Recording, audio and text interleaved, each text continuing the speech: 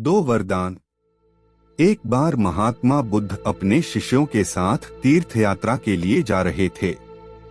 चलते चलते रास्ते में एक गांव आया। महात्मा ने कहा, आज का विश्राम इसी गांव में करते हैं। यह कहकर शिष्यों सहित उस गांव में चले गए। गांव के लोगों ने महात्मा को देखा तो बड़े प्रसन्न हुए और महात्मा के लिए बहुत अच्छा आसन लगाया। सभी अपने अपने घरों से अच्छा अच्छा पकवान बनाकर लाए। रात होने पर सभी बच्चे, बड़े, स्त्रियां महात्माओं के पैर दबाने लगे और आराम से बैठकर ज्ञान की बातें सुनते रहे। सुबह हुई तो महात्मा बुद्ध ने गांव वालों से कहा, अच्छा अब हम चलते हैं, आप सभी हम जाने की अनुमति दे। गांव वालों ने कहा, महाराज एक दिन तो और रुकिए। लेकिन महात्मा ने कहा, नहीं बच्चों, अब हम जाते हैं, कभी फिर आएंगे। यह कहकर महात्मा चलने लगे और चलते हुए महात्मा बुद्ध ने गांव वालों को वरदान दिया और कहा, सब के सब उजड़ जाओ। यह वरदान देकर महात्मा चले जाते हैं। चतुर चमार की कहानी। चलते चलते शाम हुई तो महात्मा एक दूसरे गांव में पहुंचे। वहां पहुंचते ही बच्चों का बड़ा सा झुंड दौड़ा आया और महात्माओं को चारों तरफ से घेर कर कोई मिट्टी फेंकता है तो कोई कीचड़ फेंकता है। शोर मचाने लगे। महात्मा लोग बड़ी मुश्किल से उनसे पूछा छुड़ाकर एक जगह गए और जो अपने पास फटा पुराना कंबल था बिछाकर बैठ गए।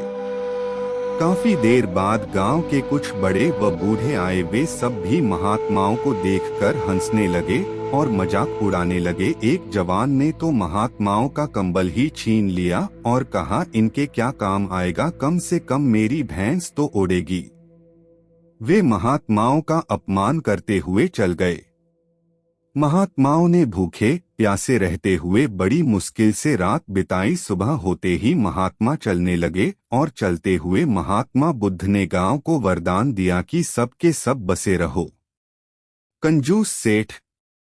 गांव से काफी दूर जाने के बाद जंगल में एक तालाब आया और कुछ फल के पेड़ नजर आए तो महात्मा बुद्ध ने कहा, बच्चों यहाँ थोड़ी देर विश्राम करते हैं। वहां महात्मा लोग फल खाते हैं और तालाब का शीतल जल पीते हैं। तब एक शिष्य ने कहा, महात्मा क्षमा करे, हमें एक बात खटक रही है, आप नाराज न हो तो हम पूछ सकते हैं। तब महात्मा बुद्ध ने कहा, बोलो बच्चों, क्या जानना चाहते हो।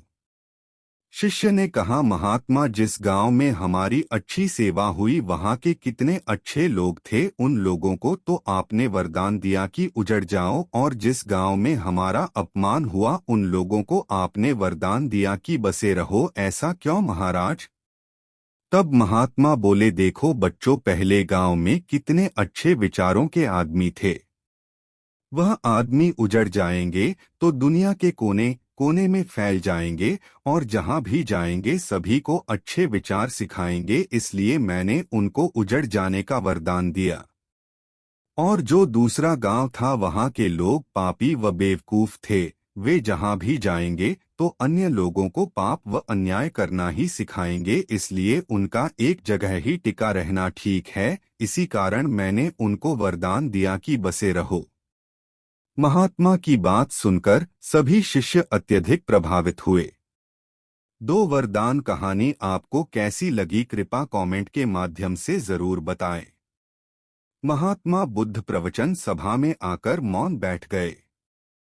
शिष्य समुदाय उनके इस मौन के कारण चिंतित हुए कि कहीं वे अस्वस्थ तो नहीं हैं। आखिर एक शिष्य ने पूछ ही लिया, भंते, आप आज इस तरह मौन क्यों हैं। वे नहीं बोले तो दूसरे शिष्य ने फिर पूछा, गुरुदेव आप स्वस्थ तो हैं। बुद्ध फिर भी मौन ही बैठे रहे। इतने में बाहर से एक व्यक्ति ने जोर से पूछा, आज आपने मुझे धर्मसभा में आने की अनुमति क्यों नहीं दी। बुद्ध ने कोई उत्तर नहीं दिया और आंखें बंद कर ध्यानमग्न हो गए। वह बाहर खड़ा व्यक्ति और जोर से बोला, मुझे धर्मसभा में क्यों नहीं आने दिया जा रहा है।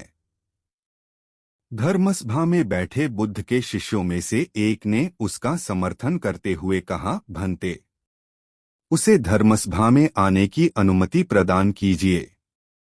महात्मा बुद्ध ने आंखें खोलीं और बोले, नहीं, उसे अनुमति नहीं दी जा सकती है क्योंकि वह अछूत है।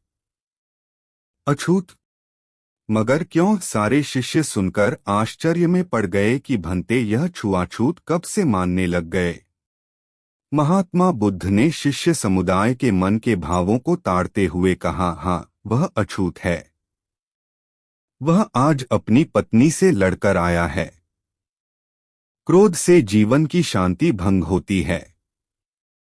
क्रोधी व्यक्ति मानसिक हिंसा करता है।